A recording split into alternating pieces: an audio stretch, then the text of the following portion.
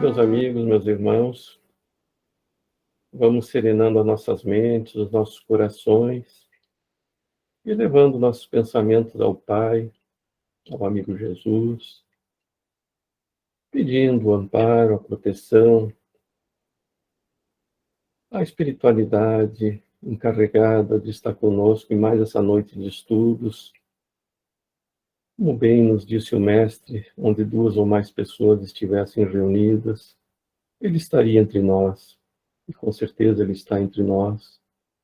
Então, que essa espiritualidade esteja conosco, nos intuindo, nos harmonizando, fazendo com que consigamos entender os itens a serem estudados com mais clareza, com mais precisão, e que consigamos uma troca de ideias, uma troca de ideias fraterna, com muito amor, com muito entendimento, consigamos nos auxiliar nessa jornada evolutiva em que nos encontramos e que consigamos nos manter firmes nessa caminhada, sem esmorecermos, sem desistirmos, porque o chamado foi dado, basta a nós agora atendê-lo.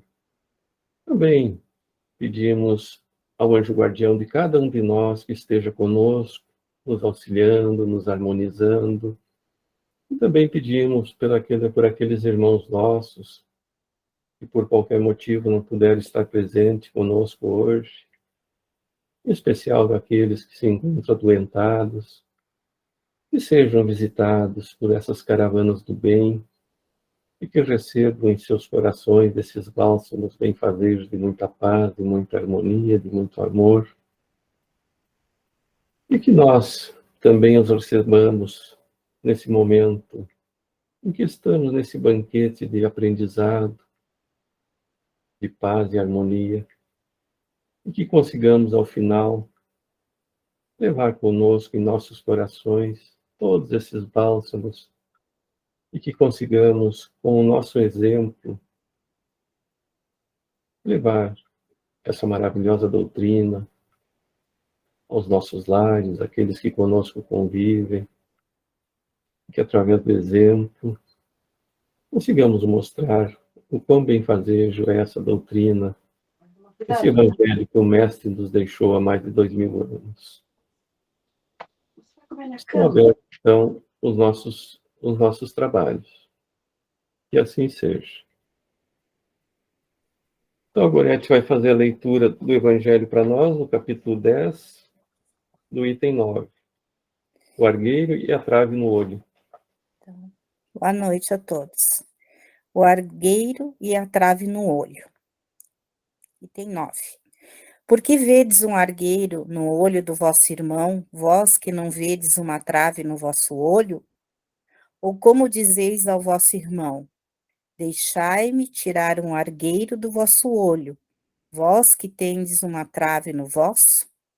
Hipócritas, tirai primeiramente a trave do vosso olho, e então vereis como podereis tirar o argueiro do olho do vosso irmão.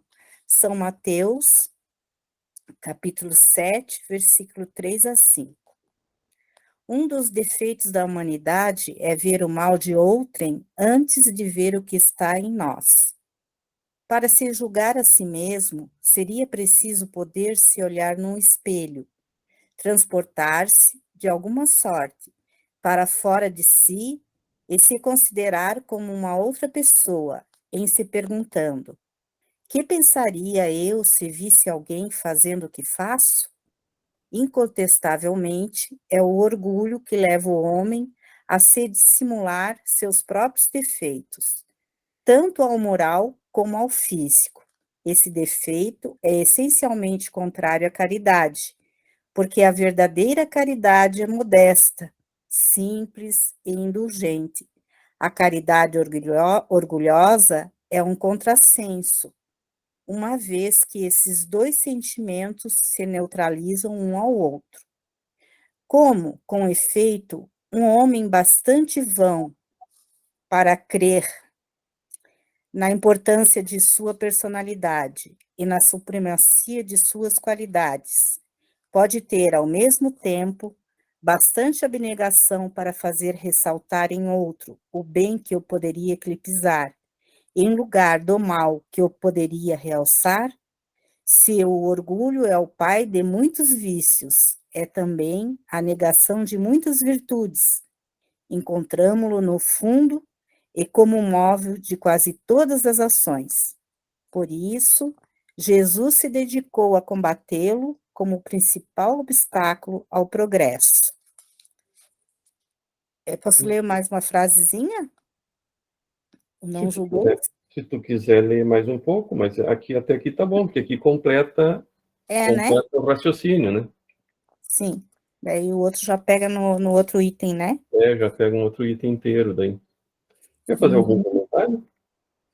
Então, ainda dá porque eu acho que a gente acerta ainda, né? Então, o que o Evangelho nos pede é porque a gente não tem esse tipo de atitude de ficar vendo nos nossos outros irmãos ou familiares, as pessoas que convivem com a gente, outras pessoas, né?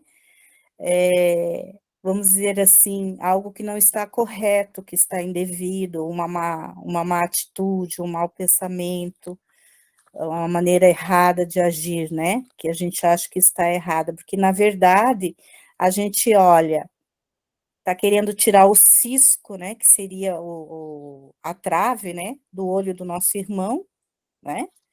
Quando na verdade a gente carrega muitas coisas conosco, que muitas vezes, em vez de cisco, de trave, na verdade, como diz aqui, aliás, eu confundi, né? O argueiro é o cisco e a trave que a gente traz na gente, né? Então, seriam os nossos impedimentos, as nossas dificuldades, a nossa falta de conhecimento moral, intelectual, o nosso mal proceder muitas vezes é muito maior do que dos nossos irmãos. E a gente tem o mau hábito, o mau costume de achar que a gente pode falar do outro, né? Que a gente pode apontar, ou que pode criticar, ou que pode condenar, quando na verdade a gente deveria olhar primeiro para nós mesmos, termos a humildade necessária, né? Que Jesus pede para compreender que nós, em primeira instância, somos os mais necessitados, neste caso, de compaixão. É verdade, né, Gorete? Tu falou a palavra-chave agora no final, né? Humildade. O orgulho é a perdição da humanidade, né? E a humildade é a nossa redenção, a nossa salvação. Mas o que tu falou é um fato, né? Sempre é mais fácil a gente ver o pequeno defeito do outro do que o grande nosso, porque nós já nos acostumamos, já são nossos atavismos que vêm conosco, encarnação após encarnação, estão lá bem sedimentados no nosso subconsciente, né? A primeiro observar os defeitos dos outros, né? E nós somos os donos da verdade, muitas vezes, né? Nós sabemos tudo, nós temos todas as soluções, resolvemos todos os problemas dos outros. E esquecemos, né? E a palavrinha-chave, aquela que diz a indulgência, né? Não temos indulgência com os outros e sobra muitas vezes essa indulgência conosco mesmo. Então, nós temos que ter essa indulgência, essa compaixão com o outro. E outra coisa muito interessante que nós não nos damos conta, o defeito do outro. Por que eu reconheço o defeito do outro? Porque se eu não tivesse esse mesmo defeito, eu não reconheceria no outro, não é? Se eu fosse um ser perfeito, eu não reconheceria defeitos, porque eu só teria virtudes. Então, o outro é o meu espelho. Sempre que eu visualizo um defeito, um equívoco, que eu acho que seja, né? Porque será que o que eu estou vendo como equívoco no outro é realmente um equívoco? Ou é na minha concepção, na minha forma de entender o mundo, não é? Então, por isso é difícil esse julgamento que muitas vezes a gente faz, de julgar o outro, né? Em vez da gente procurar aquela famosa viagem interior para nos estudarmos a nós mesmos antes de estudarmos aos outros, né? E nós preferimos porque é mais prático. Não é mais fácil uma pessoa me dizer para mim andar com a pedra no bolso do direito que todos os meus problemas vão se resolver, do que alguém que vem me dizer que eu tenho que me autorreformar, eu tenho que mudar minhas atitudes, a minha forma de ver, de pensar, enfim, isso já fica bem mais difícil para nós, né? Então, bota uma pedra no bolso direito, no direito, que é melhor, e anda por aí que tudo vai se resolver. E nós preferimos isso. O que é que a grande parte das religiões faz, não é? A barganha com Deus. Vamos dar isso para Deus, Deus nos dá aquilo. Então, é um grande equívoco que a gente vê em nós todos, essa barganha com Deus. Ah, se Deus me der tal coisa, eu mudo tal coisa em mim. Deus não é um negociante, ele não vai negociar conosco. Ele já colocou lá na nossa consciência todas as leis divinas, né? Todas as leis naturais, as leis de Deus. E são elas que são parâmetro para nós. O Cristo já nos trouxe também o Evangelho, nos dando, vamos dizer assim, essa linha de proceder toda, né?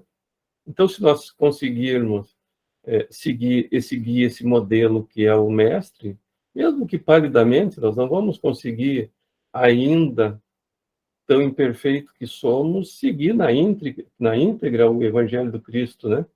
Mas o importante é nós já estarmos buscando essa melhora, esse entendimento, essa nossa autorreforma. Isso é importante. Nós esquecemos que a nossa mudança íntima não é de fora para dentro, ela é de dentro para fora. É claro que muitas vezes nós não conseguimos buscar isso lá no nosso interior e até precisamos de alguém para nos auxiliar, nos aconselhar, o terapeuta, o psicólogo, o pastor, o padre, enfim, né? Às vezes nós precisamos desse que nos auxilia a buscar lá dentro de nós, a resolver essas nossas questões íntimas, mas jamais vai ser de fora para dentro, como muitas religiões pregam os milagres, né? O milagre não existe, existe a nossa boa vontade dessa nossa autorreforma, de nos melhorarmos, né?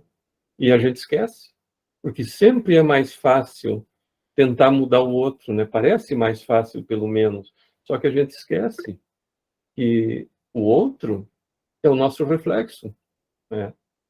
Fátima, por favor. Fátima travou um pouquinho, você está sem som, Fátima. Seu microfone está fechado. Está travado a internet da Fátima. Mas alguém gostaria de algum comentário? Até a Fátima normalizar. Por favor, Marilene.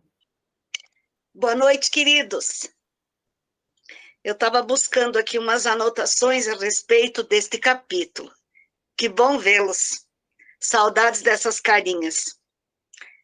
A gente, muitas vezes, quando fala em combater vícios, a gente lembra logo daqueles vícios tipo álcool, fumo, droga, não é assim?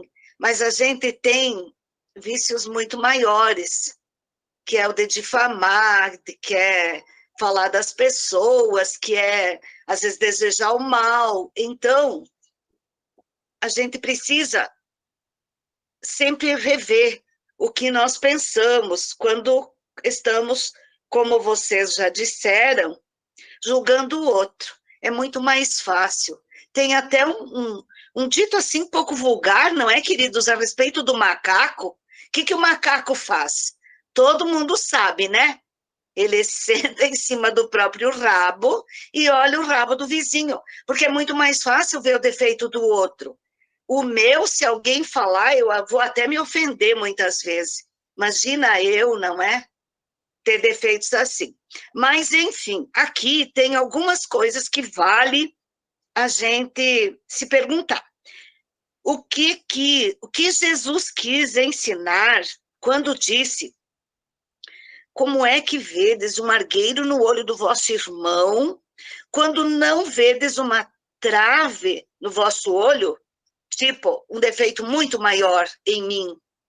E a resposta dos irmãos luzeiros, luminares, ele nos ensinou que, antes de criticar os defeitos e as faltas cometidas por nosso próximo, devemos examinar nossa própria conduta, fazendo uma severa crítica ao nosso modo de proceder.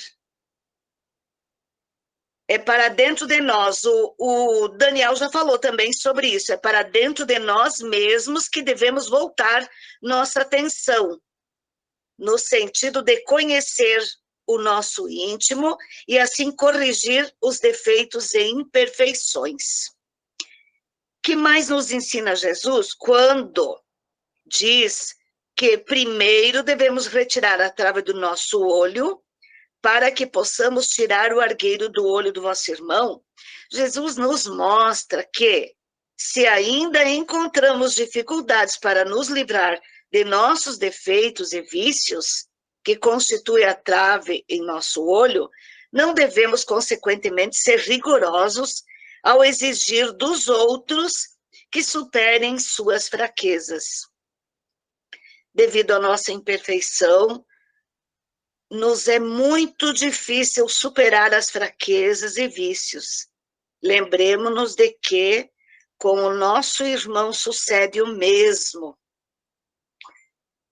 Antes de julgar os atos do próximo, examinemos com honestidade nossas próprias ações. E então, perceberemos que também cometemos faltas e necessitamos da indulgência e da compreensão de todos. Obrigada, queridos. Obrigado, Marilene, excelente contribuição. E realmente você lembrou muito bem, né? Nós esquecemos dos vícios morais que são os mais complexos, né? E que nos acompanham também para o lado de lá, e muitas vezes esses nossos vícios morais nós conseguimos enganar aqui desse lado, mas do lado de lá, tudo vai ser revelado, tudo que o véu que encobre aqui, do lado de lá não existe esse véu, né? E muitas vezes não nos damos conta. Eu acho interessante, citando alguns fatos, né?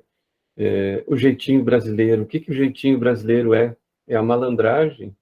Nós pensamos que ser malandro é bom isso, né? E carregamos isso, na verdade, é um defeito moral nosso.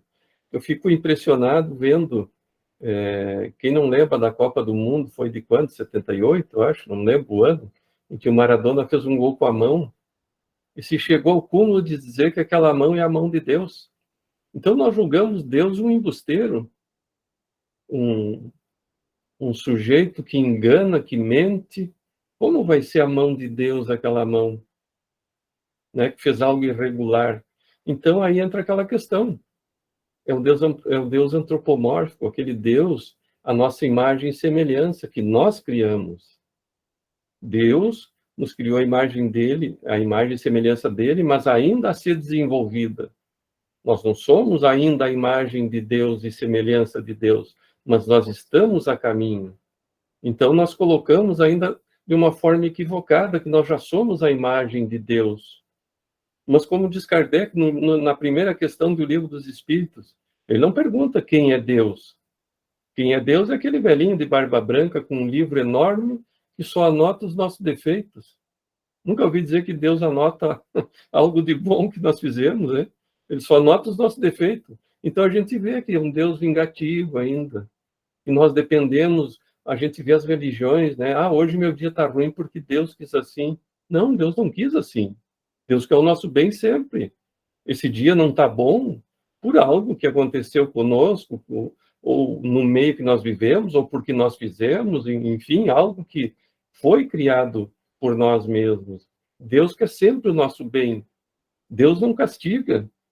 E aí nós temos essa imagem desse Deus antropomórfico que castiga, que se vinga, porque se Deus quiser vai acontecer tal coisa com aquela pessoa porque ele me fez tal coisa. Mas que Deus é esse, então, esse meu Deus? Né? que eu espero que Deus castigue o outro.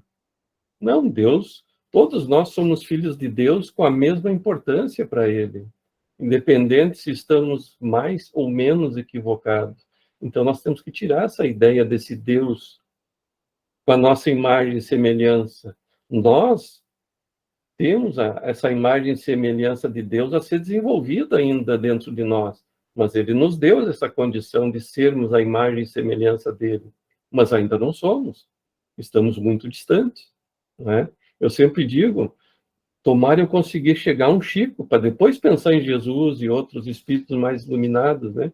Ou, vamos dizer assim, a um Chico Xavier, depois um São Francisco, depois ir subindo de hierarquia, como se diz, né? Mas não achar que nós já somos a imagem de Deus, a semelhança e imagem de Deus. Nós temos uma longa caminhada para pensar em sermos espíritos perfeitos ainda, né? Mas um dia chegaremos lá. Isso o próprio Mestre nos garantiu. E ele não falaria se não fosse fato, não é? Então, basta nós o quê? Nos trabalharmos para isso, trabalharmos pela nossa evolução. Fátima, antes tu ia falar, daí travou a tua internet, Fátima. Se você quiser comentar agora. Não, é que aquela hora eu ia falar que eu não estava te ouvindo. Está ouvindo Mas agora? Agora sim. Eu mudei aqui o meu Wi-Fi, deu certo. Então, comentando um pouquinho sobre Léo Argueiro e a trave no olho, vou ver se eu consigo ler, porque meu olhinho ainda não está bom. O olho Como novo ainda não espírito está fazendo bem. Eu vou chegar lá. Como espíritos em progresso, devemos compreender a história do argueiro e da trave no olho. A reforma íntima é o caminho para combatermos o orgulho, pois tal imperfeição é a cegueira às suas próprias virtudes. Que a história do argueiro e da trave no olho possa clarear nosso olhar racional, a fim de melhorarmos em busca do progresso. Primeiro nos disciplinarmos, nos corrigirmos, para depois termos moral para corrigir o próximo. Isso aí. Exatamente, né, Fátima? Porque como nós vamos pensar em corrigir alguém se nós temos, às vezes, muitas vezes, muito mais defeitos, né? E uma coisa que nós temos que levar em consideração sempre é isso. Como ainda nós não temos um discernimento muito exato do certo e errado, muitas vezes o que é certo para mim pode não ser certo para o outro, ou o que é certo no outro não é para mim. Então, é como aquela velha história, quando dois discutem, os dois têm razão, porque cada um defende o seu ponto de vista, né? E quem realmente está certo? Quem somos nós para julgar? Então, é difícil um julgamento nesse sentido. Temos o que para nos basear?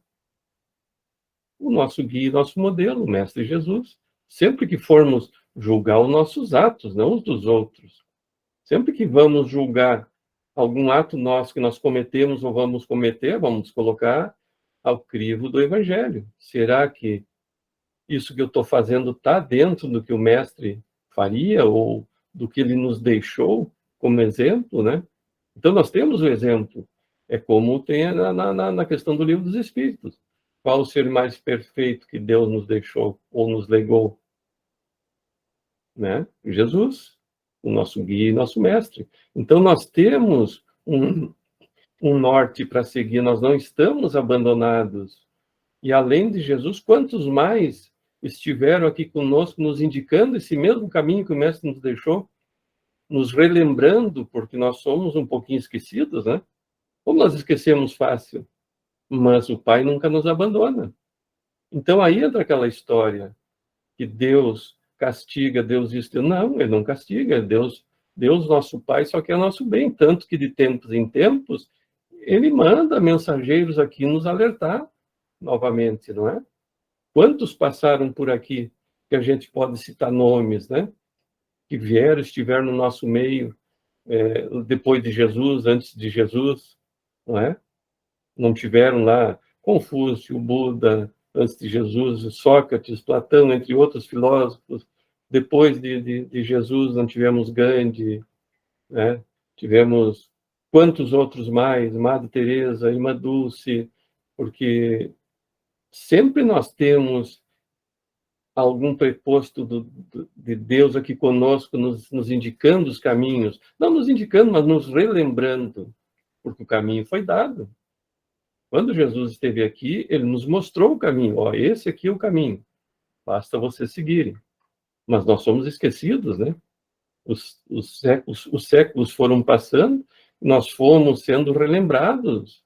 Quando a gente vê um Francisco de Assis, um Martinho Lutero, que vieram trazer essa lembrança, quando nós vemos mais adiante o próprio Martin Luther King, que veio, o próprio Gandhi. Então, é tanta gente que vem nos mostrar esses caminhos, nos relembrar do caminho que nós temos para seguir, e nos mostrar. Não é que eles vêm aqui ler livros para nós, olha, vocês façam isso, façam aquilo, não. Eles viveram, eles vivenciaram e nos mostraram. É assim que nós temos que fazer, da mesma forma que o Mestre nos mostrou. Então, os exemplos nós temos, basta, como diz Joana de Ângeles, um pequeno esforço da nossa parte para que nós consigamos nos reformar. Mais alguém? Kátia? Gostaria de comentar, Kátia? Aproveitando aí o teu comentário, Daniel, de todos esses que vieram para nos ensinar e alertar a humanidade, né? Ainda nós temos as nossas situações do dia a dia, né? Pessoas e situações que são colocadas no nosso dia a dia, no nosso caminho, em todas as áreas da nossa vida, na família, no trabalho, nos amigos, dentro da própria casa espírita, ou, enfim, da casa religiosa que a gente frequenta, pessoas que nos chamam para a prova, né? Para que a gente possa fazer aquilo que tem que ser feito, né? Para exercitar a nossa evolução. Ainda tem isso que a gente, às vezes, passa despercebido, a gente reclama, a gente xinga, mas a gente deveria olhar com outros olhos para a gente enxergar que pode ser uma prova, né? Pode ser um ensaio para que a gente exercite a nossa caridade, a nossa humildade, né? Tudo isso. Sim, isso é um fato. E no nosso dia a dia, nós estamos cercados de ensinamentos. O que nós muitas vezes consideramos problemas não são os caminhos que o Pai coloca à nossa frente. Mas a gente está ainda naquela fase de se comprazer em que tudo está errado, em que tudo está ruim. Não. Quando nós encararmos os problemas, não como problemas, mas como soluções. Por que são colocados esses problemas à nossa frente? Para testar a nossa capacidade de reação, né? Da nossa melhora, de seguirmos em frente, apesar disso, apesar daquilo, porque é muito fácil a gente se dedicar à leitura, ou como faziam antigamente, eu não sei se ainda existe, eu lembro, na cidade que eu morava, tinha um mosteiro das Irmãs Carmelitas, né? Elas não podiam mostrar o rosto, assim, tinha que botar a comida numa porta, que depois elas abriam outra porta e pegavam aquela comida, ninguém podia ver elas. Então, não é se afastando do mundo que nós vamos nos melhorar, porque nós não somos colocados diante dos caminhos para essa nossa melhora, que são o que nós chamamos de problema. Ali estão isolados do mundo. Eles não estão fazendo o mal, mas o que o Mestre nos disse? Não basta não fazer o mal, tem que fazer o bem. Então, eu me isolar numa caverna e nunca mais sair de lá, é um período de tempo perdido, porque eu não fiz nada por mim, nem vou dizer pelos outros, mas por mim, porque eu só sou capaz de me melhorar, de progredir como? Em sociedade, nós precisamos uns dos outros. E não é só daquele que nos elogia, nós precisamos daqueles que nos criticam também, que às vezes nós não entendemos, porque é que nem diz o Chico, ele diz assim, muitas vezes é preferível aquele inimigo que nos aponta as chagas do que aquele amigo bajulador, que ele está vendo que você tem problemas. Como ele é teu amigo, ele te bajula, então não quer ficar mal contigo, e já aquele que não gosta de ti, ele vai te apontar aquele defeito, e nós não gostamos. Mas deveríamos levar em consideração esse que nos aponta os defeitos, porque esse está nos mostrando. Então, esse está no caminho, no nosso caminho, para nos mostrar, para nos colocar. Essa é a direção que tu tem que seguir. Isso aqui tu tem que corrigir isso que está em você, né? Mas é como está ali no Evangelho. Nós preferimos ver no outro uma pequena fagulhazinha e deixamos aquele galho no nosso olho, né? Carlos, o que você teria para nos acrescentar, Carlos? Muito, muito, muito, muito pouco. Eu penso que Isso vocês já abordaram as principais. Eu penso que vocês já abordaram os principais aspectos aí com muito boas colaborações. Eu estava lembrando que fala muito nessa parte do texto a questão do orgulho, né, um dos nossos grandes vícios. E aí eu fico lembrando, né, que para combatê-lo é importante a humildade. Né? Já dizia o nosso mestre Jesus, né, bem-aventurados os pobres de espírito, né, que herdarão os céus. E aí aí lembrei também, né, você citou, Daniel, esses espíritos superiores aí que nos antecederam, o Gandhi. Eu acho que todo mundo já ouviu aquela história do açúcar, né, que a mãe levou o filho que estava comendo muito açúcar, né, e só para resumir, e pediu para o Gandhi instruí-lo para que não comesse mais açúcar, para que parasse, né? E o Gandhi pediu para que ela trouxesse o menino de volta dali a um mês. Aí passou um mês, ela voltou, tá? Retornou com o menino, e aí o Gandhi simplesmente falou do alto da sua sabedoria: menino, você tem que parar de comer açúcar, porque o açúcar faz mal, né? E eu imagino que ele deva ter complementado com algumas coisas, né? Enfim. E aí a mulher estranhou, mas por quê? Por que tu não me disse na primeira vez que eu vim aqui, mês passado? Aí ele respondeu, né, com toda a sua humildade: porque eu ainda comia o açúcar. Eu também comia o açúcar. Então ele teve a humildade de também verificar nele a necessidade de interromper aquilo para fazer uma avaliação melhor, passar pela mesma situação. O que seria, né, a aprovação de parar de comer o açúcar? Eu penso que muitas coisas melhoraram nele fisicamente, né? Mas ele precisava passar por essa experiência, né, em si mesmo, né? Conforme você mesmo comentou, Daniel, aquela experiência que vem de dentro para fora, né, que faz com que a gente tenha a nossa reforma moral, enfim, todas as situações, para que ele tivesse essa assertividade em fazer essa condução mais lógica, né, do que estava acontecendo. Então, eu penso que a humildade ela é fundamental. E muitas vezes eu penso que a gente tem grandes oportunidades de exercer essa humildade em nós mesmos, na verificação dos nossos próprios erros, e também a caridade de auxiliar os irmãos que estão passando pela mesma dificuldade.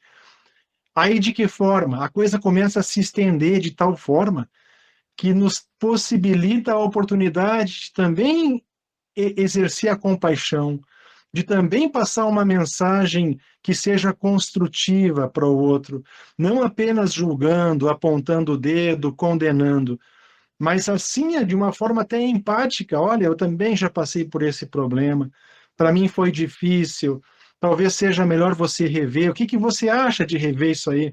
De talvez tomar uma outra atitude. Então, há várias situações para que a gente consiga colaborar com o próximo, mas de uma forma humilde, no sentido de ser compassivo, de ter compaixão, de ter assim uma empatia, né, para que a gente possa construir juntos um caminho melhor, né? Então, acho que isso é uma grande lição do Evangelho. É verdade, essa história do Gandhi, ela é fenomenal, né? Porque parece algo tão insignificante, o açúcar. Mas olha a lição que ele deu. Como é que ele ia cobrar para o menino não comer açúcar se ele comia açúcar, né? É aquela história que os pais muitas vezes não se dão conta. Ah, menino, você não pode beber, ele com o copo na mão. Ah, menino, não pode fumar, mas é com o cigarro na mão. E entre tantas outras coisas, eu nunca esqueço, alguns anos atrás eu precisei fazer aquele treinamento numa autoescola, que eu tinha carteira, mas eu nunca tinha feito esse treinamento. E aí, como é a minha carteira das mais antiguinhas, me disseram para fazer, eu fui fazer. E o nosso instrutor lá, ele falando uma coisa que é totalmente espírita, mas não de uma forma espírita ele estava falando, ele contando assim, que às vezes os pais não se dão conta. Eles estão os dois sentadinhos no banco da frente, o menino ou a menina no banco de trás, sem o cinto, às vezes com as mãozinhas nos dois bancos ali, entre os dois, conversando com eles, e primeiro que já está errado, ela está sentada lá no banquinho dela com o cinto. E segundo, ela não está perguntando nada para o pai e para a mãe, mas ela está observando. O pai passou com o sinal fechado, o pai cortou a frente de alguém, o pai xingou o outro que não foi muito legal no trânsito com ele. Então o pai está ensinando tudo isso em silêncio, no silêncio da filha, ela está assimilando. Por quê? Porque os pais são os heróis para os filhos. E o que ele está pensando? Ah, meu pai é o cara, ó, passou com o sinal fechado, cortou a frente do outro, xingou aquele outro. Então, nós estamos muitas vezes não, sempre estamos ensinando com os nossos atos, e não com as nossas palavras. É o exemplo, né? E eu achei muito interessante que não tinha nada a ver com o espiritismo ou com religião, ele estava dando exemplos de proceder, né, dos motoristas, vamos dizer assim, era um curso para motoristas. E eu fiquei pensando naquilo, achei muito interessante, né? Como é possível, né? Nós, muitas vezes, não nos damos conta disso, que são os nossos atos, nossos gestos, nossas atitudes que nós estamos ensinando, não o que nós estamos dizendo. É isso que nós esquecemos muitas vezes. Mais um comentário, Valdirene? Tudo tranquilo, Valdirene? Eliane? Tudo dominado, como diz os jovens, tranquila?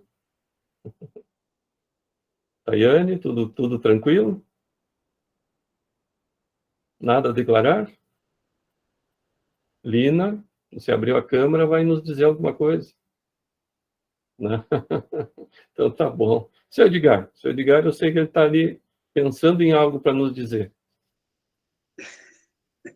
Querido. Primeiro, boa noite a todos que não tinham dado boa noite para ninguém, né? Boa noite, Edgar. Coisa boa estar junto com vocês. Sempre digo para a Marilene, assim, vamos voltar para a nossa família. A gente volta para a família da gente, que essa turma nossa que a gente se reúne aí, né? Muito bacana. Eu estava me lembrando, Daniel, você falando de barganha, né? Há poucos aninhos atrás, 60 anos atrás, 60 anos atrás, morava em Erechim, não é que eu sou velho, não. 60 anos atrás, eu morava em Erechim. Estudava no Paial Grande, no colégio Paial Grande. Aí minha mãe dizia assim, tem que fazer uma prece para o André Luiz e para o Emmanuel, para você passar na prova do final do ano. E eu fazia prece, pedia sempre para o Emmanuel e para o André Luiz que ele me ajudasse para mim passar na prova. Aí eu passei na prova. No outro ano, quando voltei para o colégio, eu falava abertamente para meus coleguinhas, né? Quem me ajudou foi 2 espíritos, 60 anos atrás, tu vê, né? Os piados diziam assim, o professor Edgar disse que passou, que os espíritos ajudaram ele. O professor onde tirou esse menino? Minha mãe disse que eu era para me rezar para o Emmanuel e para o André Luiz, eles me ajudavam, daí eu rezei e eles me ajudaram. Será que te ajudaram? Me ajudaram, sim. Então ele fica pensando, né? A gente desde ter essa concepção de barganha desde criança que a gente aprende, né? Fazer uma prece para que Deus me ajude. Se Deus me ajudar, eu vou fazer tal coisa, como tu falou antes, né? Essa barganha a gente traz das raízes, né? É verdade, nós estamos acostumados nessa troca com Deus, né? Mas é que a gente já vem de uma cultura milenar, assim. Eu lembro daquela história do Divaldo, eu sempre lembro dessa história, em que o Divaldo tinha que fazer uma palestra e falar sobre medicina na palestra dele. E ele reclamou com a Joana de Anjos, né? Mas, minha irmã, eu não sei nada de medicina. Ela foi bem legal com eles, vai estudar. Aí, mas eu só durmo 5 horas por noite, dorme 4, não é? Então, os espíritos já iluminados eles sabem que a nossa vida é trabalho, trabalho e trabalho, não é? Não é? Nós não estamos aqui a passeio, nós estamos aqui trabalhando para nos melhorar, para evoluir, para progredir e voltar para casa. Nós esquecemos que aqui é uma passagem. A nossa casa é do outro lado, está lá nos aguardando, não é? Então, vamos trabalhar para isso. Deus quer o nosso bem. Tanto que Ele nos deu um espírito protetor, um anjo guardião para estar conosco, para nos incentivar. Vamos lá, eu estou junto contigo, vamos nessa. Às vezes a gente não vê aquele corredor, aquele nadador, o treinador está ali com ele, né? Vamos, vai que dá, mais um pouquinho. Esse é o nosso anjo guardião, ele está ali conosco. Ele foi o nosso avalista, ele assinou o nosso reencarne. Vai lá que eu vou estar contigo sempre, não vou te abandonar. Mas nós esquecemos dele, né? E esquecemos, como disse o Edgar, orar para passar. Nós esquecemos que nós temos que estudar para passar, não é? Então, nós esquecemos que nós temos que trabalhar, fazer por nós. Deus, ele nos quer como filhos. Nos quer bem, nos quer ver bem, sempre melhor, mas ele quer nos ver trabalhando.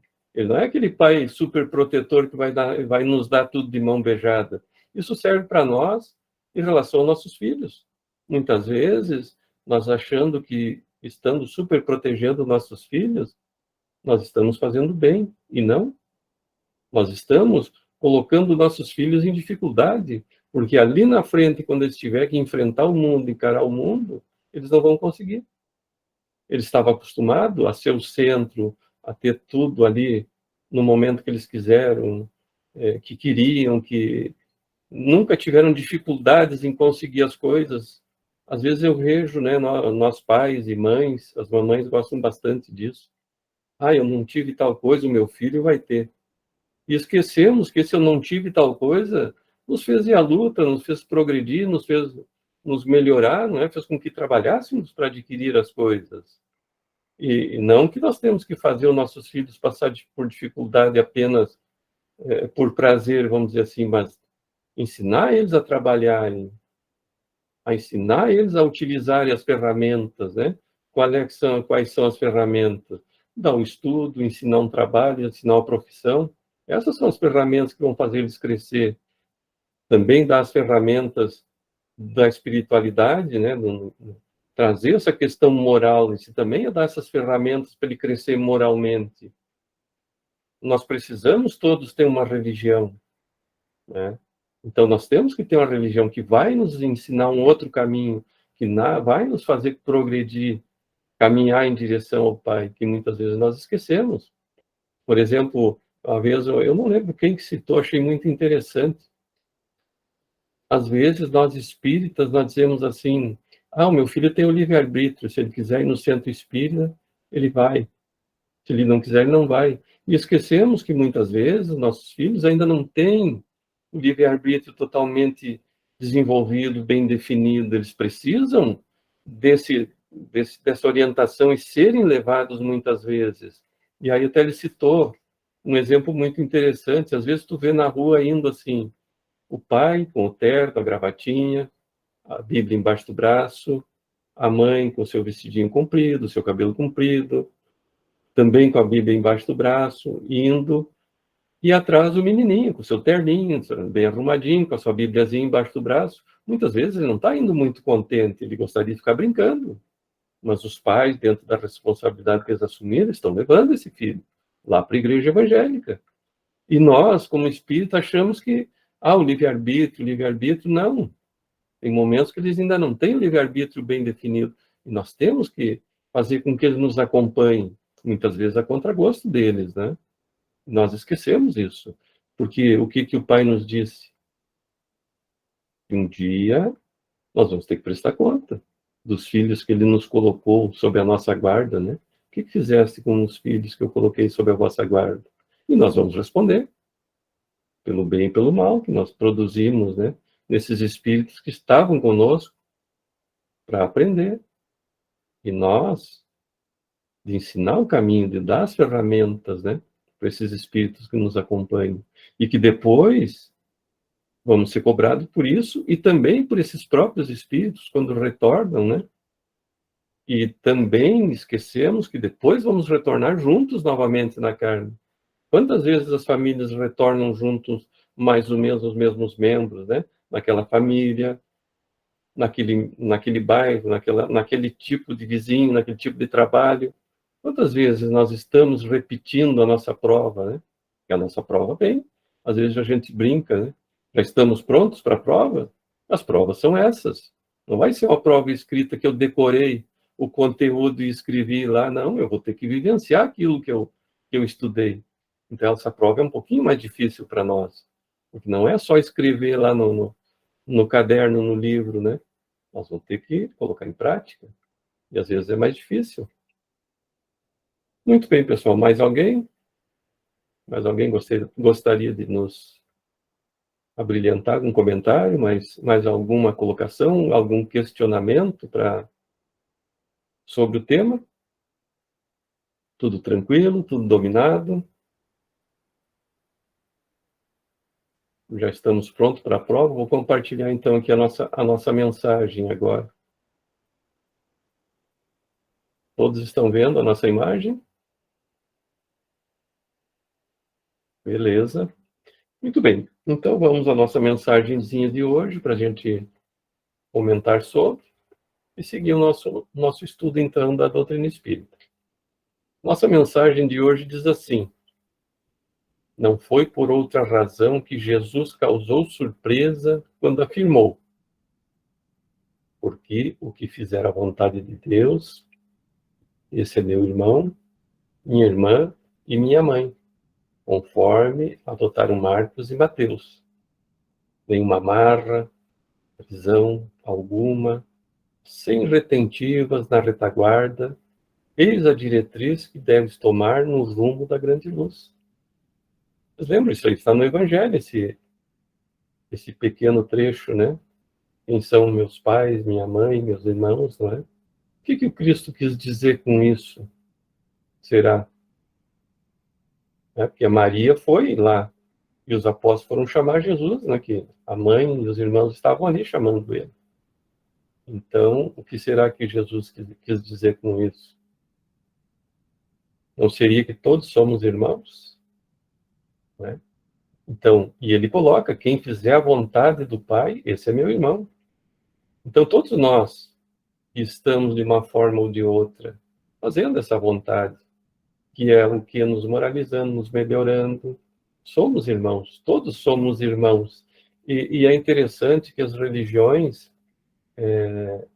colocam Jesus até mesmo como um Deus, né? E nós esquecemos que Jesus é nosso irmão. É o nosso irmão mais velho, vamos dizer assim, aquele que tem mais conhecimento e que veio nos auxiliar a encontrar o nosso caminho, a estudar, ao bem proceder, a nos moralizar, a progredir, não é? Então, Jesus é o nosso irmão.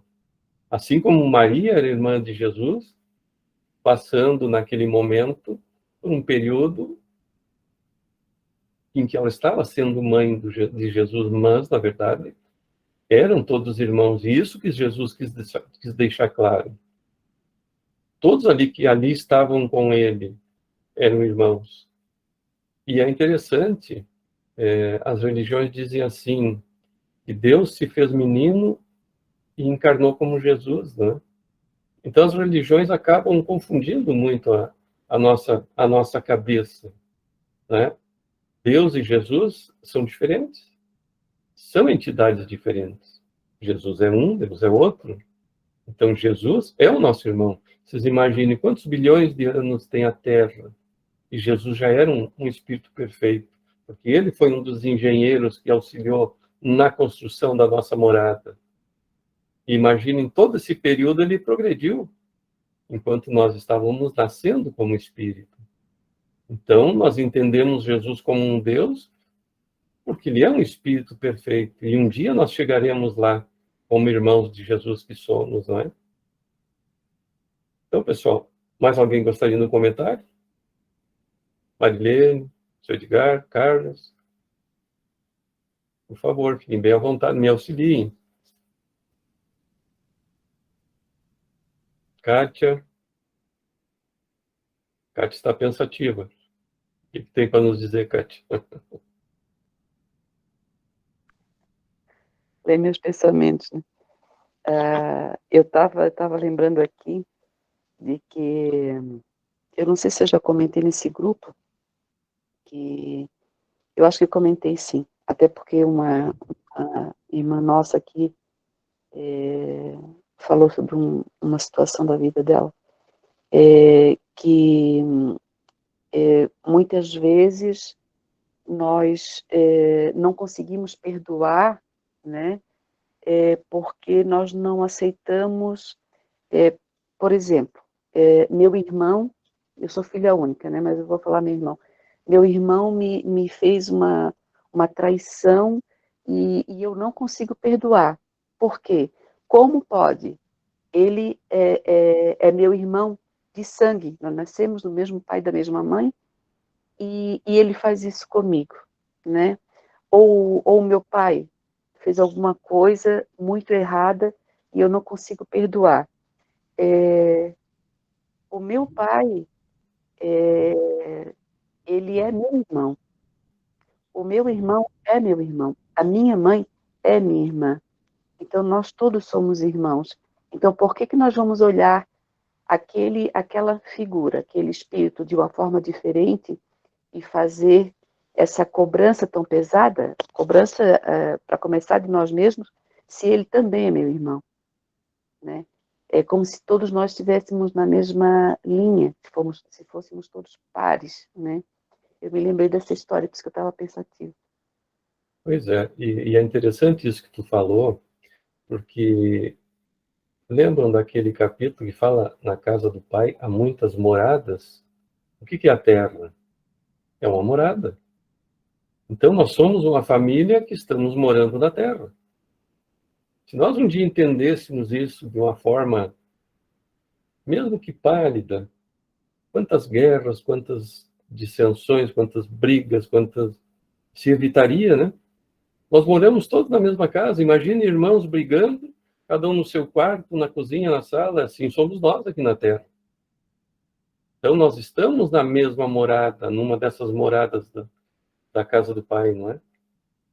E um dia que nós passamos a entender isso que você estava falando, que meu pai é meu irmão, minha mãe é minha irmã, e saindo da família, nós somos uma família universal. Mas vamos ficar só aqui nesse planeta Terra. Nós vivemos na mesma casa, então o que seria ideal? Nos entendermos. E aí a gente vê irmãos, vamos colocar assim, árabes, judeus, a Palestina, a Israel, há quanto tempo lutam e se matam? Irmãos que moram praticamente um do lado do outro, né? Um num quarto e outro no outro, porque a Palestina e Israel estão juntos, né? Então, irmãos se matando por essa intolerância e essa incompreensão. Porque não entenderam ainda. Porque a minha religião é melhor que a tua, a minha é melhor nisso do que a tua naquilo. Não. A religião é uma só. A partir do momento que nós entendermos a religião como a nossa religação com Deus, com Jesus e com os espíritos superiores, acabaram-se as religiões. Existe uma religião só. Porque é esse religar, e esse religar não importa em que filosofia, que igreja, enfim, eu esteja, eu vou estar religado. E é religar a Deus, a Jesus, e a nós, entre nós, seres humanos. Essa nossa religação mental, né, no bem, na caridade, enfim, todos nós esquecemos. E vamos nessa eterna luta entre irmãos, não é? Mais alguém gostaria de participar? Gorete?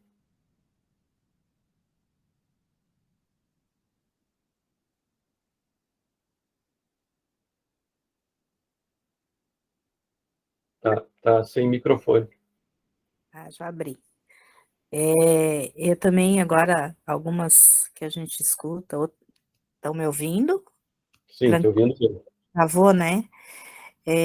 Que também, eu acho assim, nos dias de hoje, a gente sabe que a nossa casa não é só a nossa casa familiar, terrestre, consanguínea, mas também o planeta, e hoje nós já temos notícia que não é só isso, né? São as casas estelares, né? Já sabemos que não estamos sós, existem inúmeras humanidades, inúmeros planos, então realmente é uma necessidade muito grande de alargarmos, né, os nossos sentimentos e estendermos além das fronteiras, né? Não só da família consanguínea, dos amigos, da comunidade ou do país, mas vivenciarmos no dia a dia, fazer um exercício, né? Para a gente, além de adquirirmos os conhecimentos necessários, é claro, né? Nós precisamos conhecer a doutrina e acreditar também, né? Porque não basta só conhecer, tem que acreditar, né? Tem que crer que realmente temos irmãos, né? Afora dos nossos espaços aqui da Terra, e para aprender a gostar deles também, né? Mas eu vejo assim a dificuldade é que a gente ainda não conquistou ainda esse amor tão desprendido no aqui, no agora, no pertinho.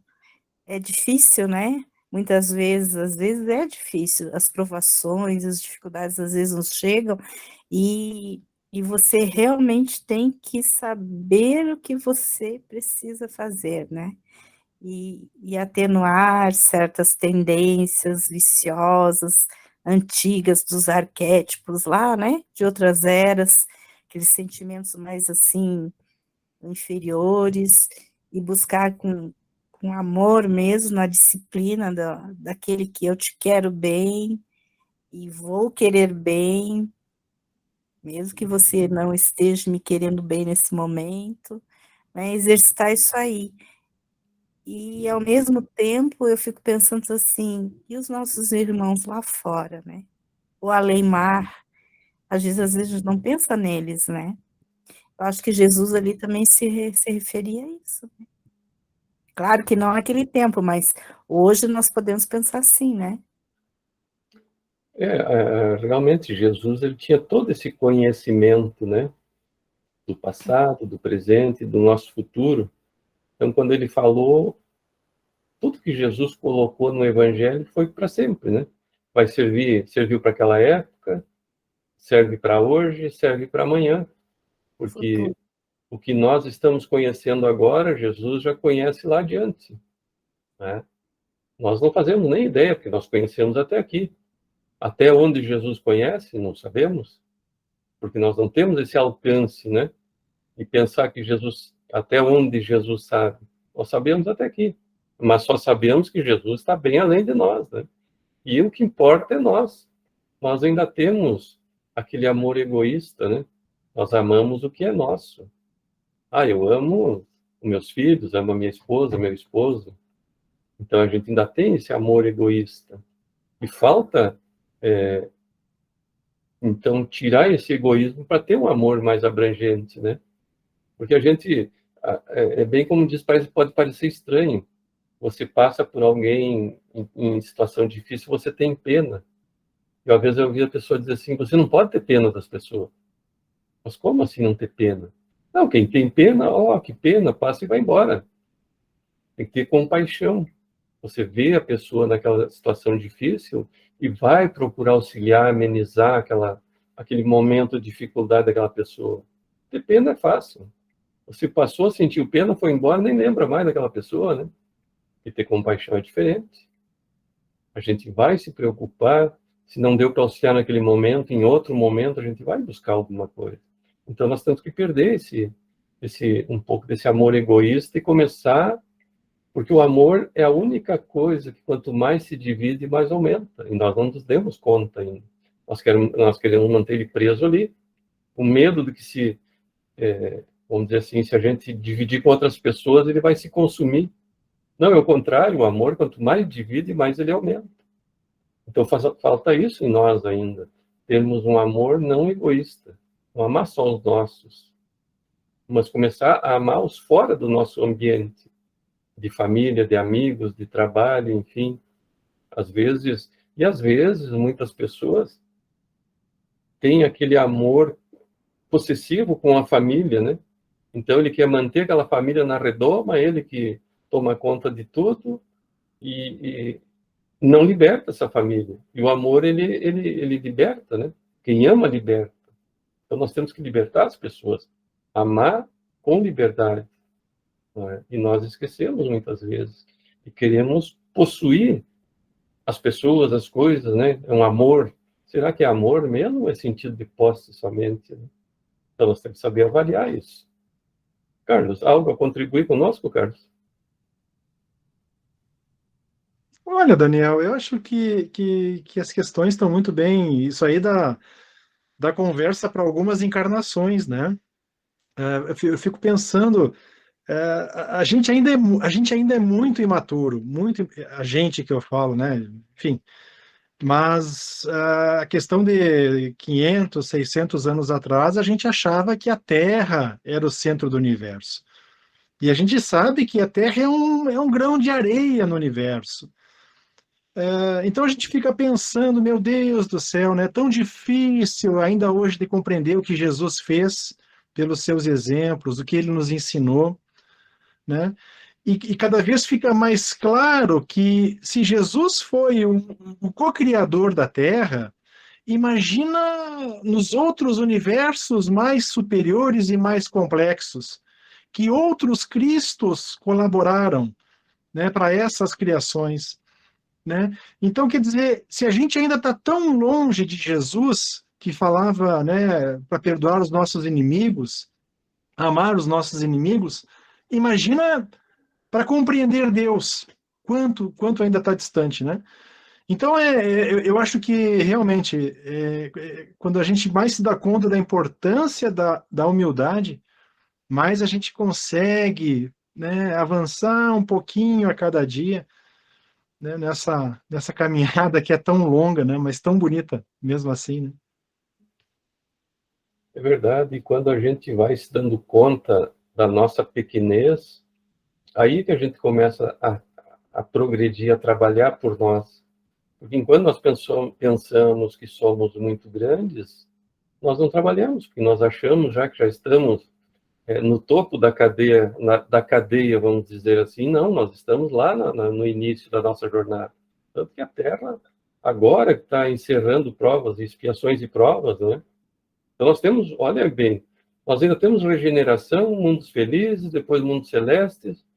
Olha a caminhada que nós ainda temos pela frente, né? Longa ainda. E depende de nós também esse tempo para avançarmos, não é? Mais alguém? Eliane, tudo tranquilo? Fátima? Júcia, eu não perguntei nada para Júcia. Aberto o microfone. Oi, seu Edgar? Pode falar, seu Edgar. O que o Carlos falou ali, né, Jesus tem uma frase do Haroldo Dutra Dias, que ele fala assim que Deus é o arquiteto, né, e Jesus é o mestre de obras. Então, Jesus é o nosso governador da nossa galáxia, né, que são quantos planetas na nossa galáxia. Existem trilhões e trilhões de galáxias por esse universo todo, né? E cada galáxia tem seu Cristo, né? Então, a gente fica pensando aqui na Terra, nós, pequenos grãos, menos que grãos de areia, não conseguimos conhecer a nós mesmos ainda. E a gente quer ter conhecimento do grande, né? Como é difícil, assim, né? E nem aquela passagem do Chico Xavier, né? Que ele chegou pro Emmanuel, disse: Emmanuel, eu estou tão cansado. O que foi, Chico? Pois é, não consigo entender. Se fala que Jesus é o governador da nossa galáxia, diz que tem trilhões e trilhões de galáxias mais. Eu não entendo isso aí, não estou entendendo. Ah, Chico, por que tu quer entender? Mas eu não consigo entender isso aí. Então, vou te levar mostrar um pedacinho disso aí, tá? Pegou o Chico, tirou do corpo e levou. Ele passou na nossa galáxia, imagina quantos planetas ele passou pela nossa galáxia, Quando a nossa galáxia não aparecia mais, ele entrou na outra galáxia, e aí, Chico, o Chico disse, mano, vamos voltar para casa, que estou com vontade de tomar um chazinho em casa, vamos voltar para casa. Estou cansado, vamos voltar a tomar um café em casa agora. Então, olha bem, o Chico, né, o espírito do Chico, né, queria compreender isso aí, né? Imagina nós que tentamos, nós aqui, terráqueos aqui, achamos que somos os grandes, queremos saber coisas fora de nós, se nós não conhecemos nós mesmos ainda, né? Conhece-te a ti mesmo. O dia que a gente se conhecer quem realmente nós somos, aí nós vamos poder, o primeiro passo para a gente começar a entender as outras coisas de fora. Primeiro, entender o que eu sou, o que eu faço, o que eu posso fazer, o que eu posso melhorar. É verdade, né, Sr. Edgar? Nós queremos conhecer o macro e não conhecemos o micro. Pode falar, Carlos. É muito legal isso que o Sr. Edgar trouxe, né? Porque é uma experiência muito bacana que o Chico passou, né? E com relação à falta da nossa humildade, ainda há muitos cientistas que dizem de boca cheia, não existe vida nos planetas próximos ao nosso sistema solar. E não só isso, não existe vida inteligente, né? Porque agora está se descobrindo água e algumas bactérias em alguns planetas, mas, ora, qual é a nossa capacidade de perceber? A gente não tem nem tecnologia para ter essa percepção, né? Muitas vezes nós não aceitamos a vida espiritual dos nossos irmãos aqui nesse orbe. Imagina a gente ser tão presunçoso a ponto de dizer que não há vida em outros planetas, né? Com a nossa incapacidade de compreensão e de verificação. Então, eu acho que, mais uma vez, né, a humildade ela é essencial para nós. Isso é que nos falta, né? E tu falando isso, eu estava lembrando agora esse novo telescópio que eles lançaram no espaço. A ciência já está admitindo vida em outros planetas, né? Que é isso que tu falou, eles já estão, como esse telescópio é muito potente, ele está trazendo mais perto alguns planetas que têm as condições. Porém, dependendo do tipo de humanidade que tem lá, eles não vão ver, né? Nossos olhos não estão preparados para isso. E esses dias não, já faz algum tempo, eu estava vendo uma reportagem que a NASA captou um sinal de rádio vindo do espaço com 5.500 anos de distância daqui. Sabe o que é 5.500 anos-luz daqui? Faz as contas assim, só para dar uma ideiazinha. Viajando, a luz ela viaja à velocidade da luz, naturalmente, o sinal do rádio. Então, 300 mil quilômetros por segundo viaja a luz. Multiplica 300 mil por 60 segundos, são 1 minuto. Multiplica vezes 60 para fazer 1 hora. Multiplica vezes 24 para formar 1 dia. Quanto viajou essa luz em 1 dia só? Então, 5.500 anos-luz, quantas galáxias viajou esse sinal de rádio? E que tecnologia e civilização foi essa que enviou esse sinal de rádio, não é? Para viajar tanto assim e ser captado aqui na Terra, né? Então é isso que o homem, como ele não entende isso, ele não divulga muito porque ele tem medo de passar ridículo, né? E pode ter uma civilização a 5.500 anos-luz daqui.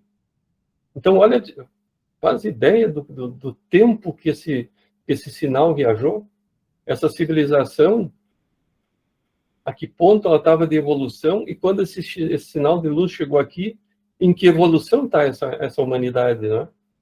Então é isso que a gente, quando começa a pensar um pouquinho, a gente percebe que é muito para nós ainda. Então vamos cuidar do micro, que é o nosso interior, e o nosso mundinho aqui, por enquanto. E é como tu disse, a do Chico. O Chico viu que era demais. Não, vamos voltar para o nosso mundinho, que é melhor. Deixa eu entender meu mundinho primeiro, né? Muito bem, pessoal. Então, acho que já todos nós já fizemos nossas colocações. Estava muito bom. Vamos passar, então, para o nosso estudo da doutrina espírita. Nós, então, estamos vendo o contexto histórico europeu do século XIX. Eu já expliquei outras vezes que é necessário a gente entender esse contexto histórico para o surgimento da doutrina espírita, porque nada vem à tona sem um preparo antes.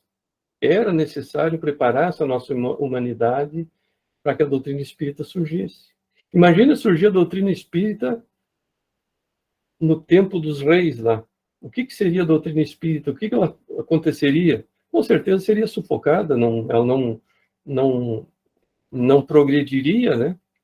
Porque a gente vai ver que logo depois o que aconteceu, as mesas girantes tratavam como uma brincadeira nos clubes, né? Se reuniam, sequer tinham ideia que ali tinha um médium de efeito físico e que produzia essas pancadas nas mesas, né? Então, tinha que ser preparado esses ânimos, tinha que os espíritos, que são esses que nós estamos mostrando aqui, vir trazer uma nova ordem para a humanidade dessa época. Por que na França? A gente fica perguntando, por que não na Inglaterra? Por que não em outro país, na Rússia, enfim, na Alemanha?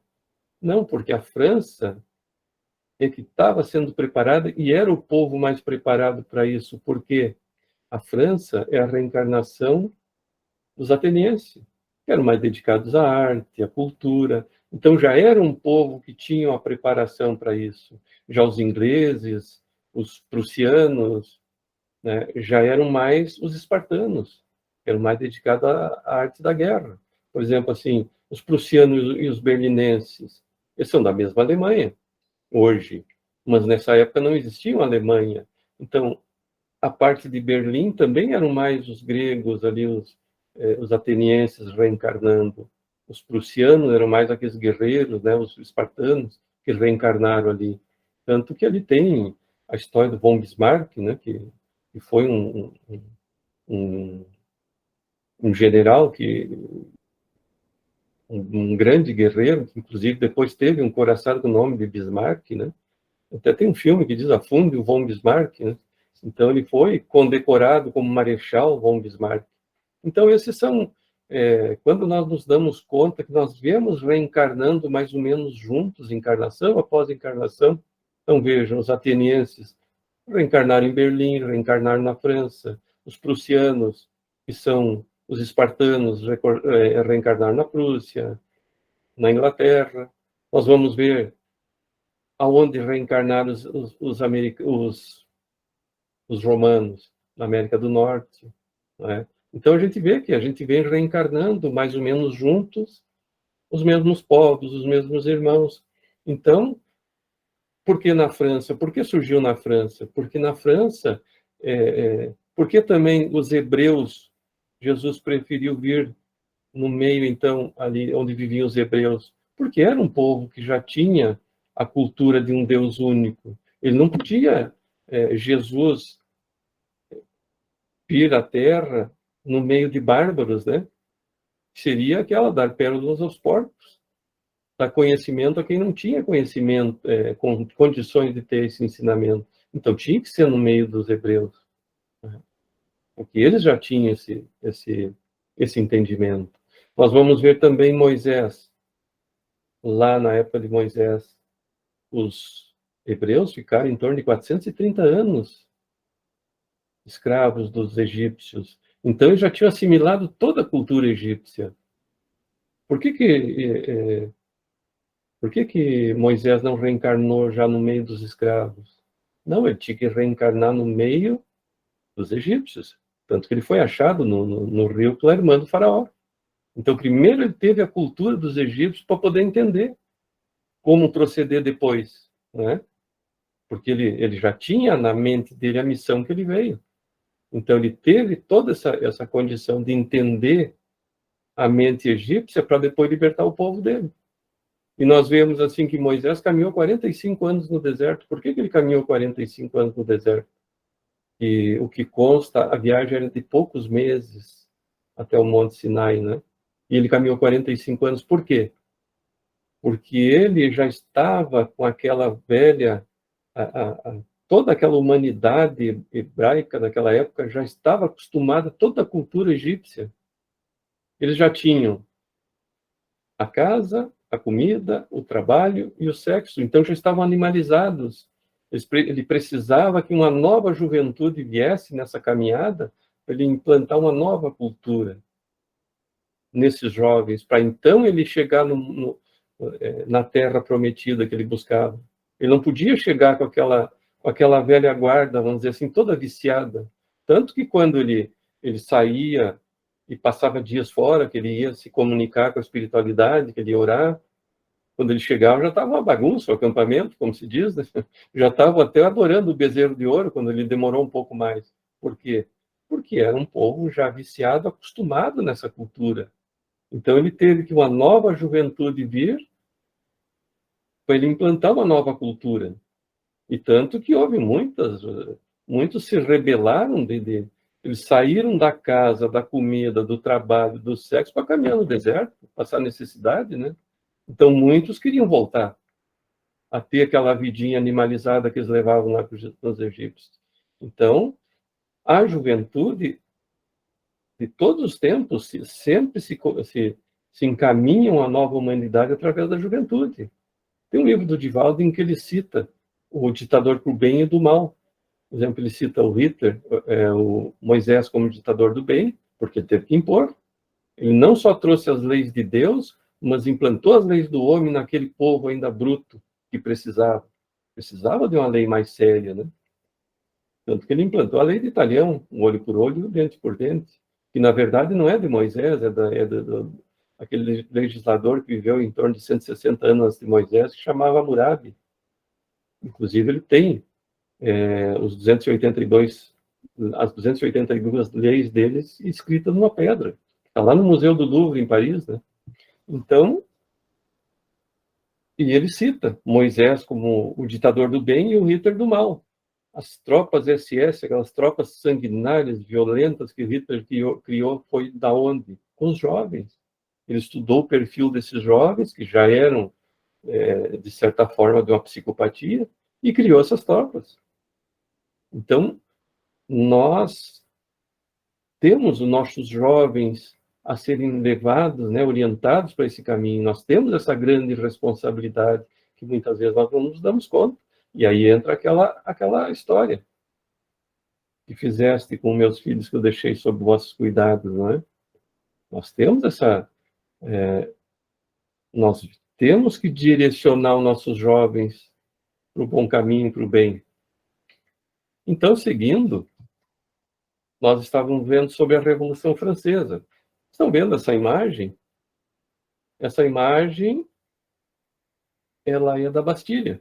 Nós vamos falar um pouquinho sobre a Bastilha, porque essa Bastilha foi muito importante.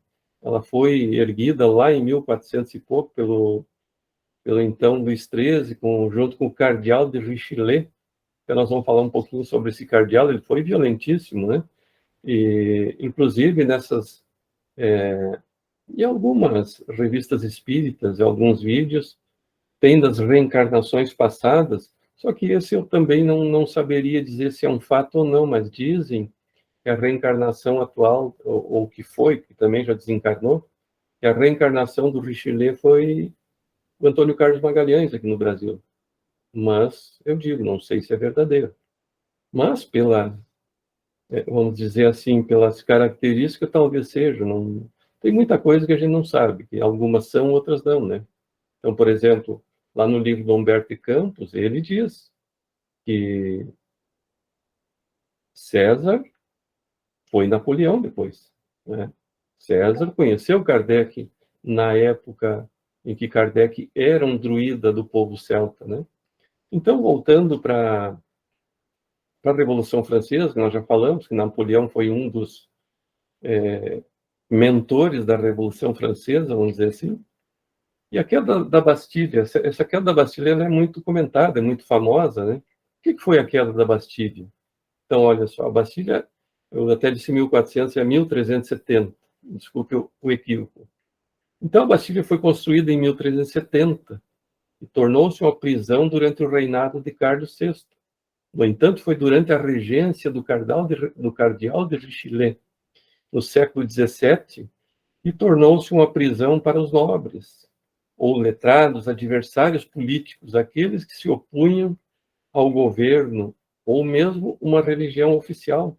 Então, vejam, nós vamos ver que esse cardeal ele foi um conselheiro, um ministro do rei, e ele produziu ou levou muita aflição ao povo francês, não é? E quem foi o cardeal de Richelieu? Então, o cardeal de Richelieu o nome dele era Armand Jean Duplessis, ou cardeal de Richelieu. Também foi nomeado pelo rei Luís XIII como Duque de Richelieu, ou de Fronza.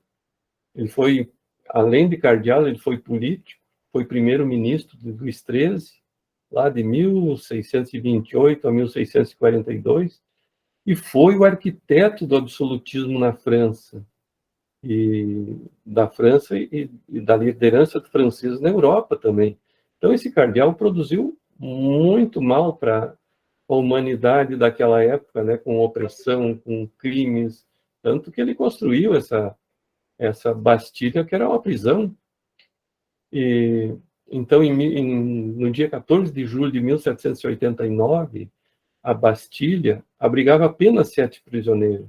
No entanto, a multidão invadiu-a, tanto por representar um símbolo do absolutismo, como para tomar as armas que havia no seu interior.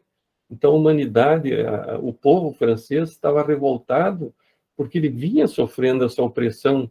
E imagine quanta tortura, quanta morte nessa prisão, não é? E aí nos diz Emmanuel que naqueles anos de terror, a França traía para si as mais dolorosas provações coletivas nessa torrente de desatinos. Com a influência inglesa, organiza-se a primeira coligação europeia contra o nobre país. E depois, a gente vendo a história de Napoleão, a França sofreu bastante, porque o Napoleão levou progresso para a França, mas levou muito sofrimento aos países vizinhos. E depois as coligações acabaram por depor o Napoleão. E aí, sabe, quando há um vencedor nas guerras, eles dividem aquela nação. Nós vamos ver um trechinho quando nós falarmos sobre a Joana d'Arc, em que ali a Inglaterra se une com a parte dos franceses contra os próprios franceses e depõe o Delfim francês, e depois Joana d'Arc, que vivia numa parte da França que era contra os ingleses e aqueles franceses. Joana d'Arc repõe o Delfim no trono. E o que acontece com Joana d'Arc depois que ela recoloca o Delfim no trono? Ela não é traída? Não é queimada na fogueira? E como é que nós vamos entender isso quando nós lemos a história e ela só fez o bem, só levou o Delfim ao trono de novo? Nós só podemos entender quando nós entendermos a reencarnação e entender que Joana d'Arc foi a reencarnação de Judas. Então, olha, a traição que ele fez a Jesus, o retorno dele foi agora, como Joana d'Arc. Fora que Judas teve muitas encarnações com Hanseníase, né? Ele foi leproso em muitas encarnações, o Judas. E hoje ainda se queima o Judas. E ele já está em outro nível como espírito, né? E nós ainda queimamos o Judas, entendendo que o espírito nunca evolui. É aquela entender da humanidade de céu e inferno. Quem vai para o inferno é para sempre, quem vai para o céu é para sempre. Mas que pai é esse que vai colocar os filhos eternamente em sofrimento, né? E não nos dá novas oportunidades? Então, aí nós vemos, com o Judas, ele teve várias oportunidades como leproso e depois como Joana d'Arc. Tem uma história também do Ivan o Terrível. Quem não ouviu falar do Ivan o Terrível, né? Que ele foi, se eu não me engano, ele foi um russo que invadiu muitos países, levou muita destruição. Ele também, para resgatar esse passado muito delituoso dele, veio em encarnações como leproso também. E ele viveu numa mata como leproso e também como aqueles benzedores que as pessoas levavam as pessoas até ele lá na mata, mas ele era um leproso. Então, que pai seria esse que não nos daria essas oportunidades de resgate, né, de resgatar os nossos delitos? Imagina assim, esse Ivan, o terrível, ele empalava as pessoas. Nem vou dizer aqui o que é empalar uma pessoa. Aqueles que não sabem, pesquisam, né, no Google. Então, é uma morte horrível. E o que é a lepra, né, terminar numa mata, dentro de uma casinha, sozinho. Vocês imaginem quantas dores passou. esse ser humano para resgatar todos os débitos dele, não é? Então, o Pai sempre nos dá essa oportunidade, né, de resgatar. Então, segundo Emmanuel, também no mundo espiritual reuniram-se os gênios da latinidade sob a bênção de Jesus, implorando sua proteção e misericórdia para a grande nação transviada. Jesus, como nosso governador do nosso planeta, ele está velando por nós, jamais nos abandona, né? Então, aquela que foi a corajosa e singela filha de Dom Remy, volta ao ambiente da antiga pátria, à frente de grandes exércitos de espíritos consoladores, confortando as almas aflitas e aclarando novos caminhos. Lembram que eu falei quem é a nossa corajosa filha de Dom Remy? Joana d'Arc, né? Então, Joana d'Arc, em espírito, durante aquelas revoluções, aquelas matanças, ela recolhia esses espíritos e aonde ela levava esses espíritos para se recomporem e terem encarnações um pouco mais tranquilas para o Brasil, América do Sul. Então vejam que o Brasil, por que nós passamos por esse problema todo até agora? Porque aqui é um hospital de almas, né? O que reencarnou aqui? Muitas almas comprometidas, muitas almas sofridas nesses ambientes europeus, né, de guerra, de desavença. Então, muitos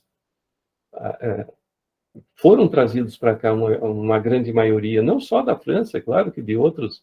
Nós, na verdade, somos todos europeus, a não ser aquele índio que nasceu aqui, né? Nós, os demais, somos europeus. Ainda temos uma mentalidade europeia, por isso que muitos de nós querem explorar o Brasil e levar esse dinheiro para fora, né? Porque nós temos ainda a mentalidade colonizadora. Por isso que muitos pensam em fazer dinheiro aqui e levar para fora daqui, porque a nossa mente ainda é colonizadora. Então, pessoal, estamos chegando ao final do nosso encontro, já são 21h27, e eu quero convidá-los, então, para terça-feira que vem, vamos ter a palestrinha, não vamos ter o grupo de estudo. A nossa palestra da terça que vem seria com a nossa palestrante Maria do Socorro Paz. Ela falaria para nós sobre aflições e consolações. Porém, ela me ligou, ontem e hoje nós conversamos, se eu não me engano, ela disse que vai fazer uma cirurgia. Não lembro se na boca, não tenho certeza. Eu sei que vai fazer uma cirurgia e ela acha que não vai estar recuperada até terça que vem. Então, eu convidei nosso queridíssimo irmão, seu Edgar, para fazer a palestra de terça-feira para nós, então. Então, o seu Edgar vai fazer a nossa palestrinha da terça-feira que vem, e tem como título, então, da palestra dele, Heranças Espirituais na Família. Vai ser esse o título da palestra do Edgar.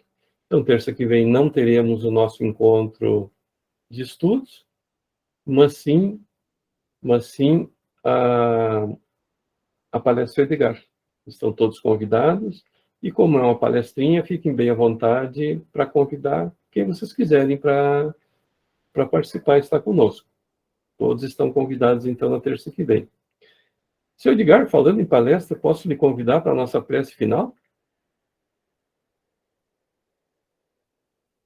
Pode sim, Daniel.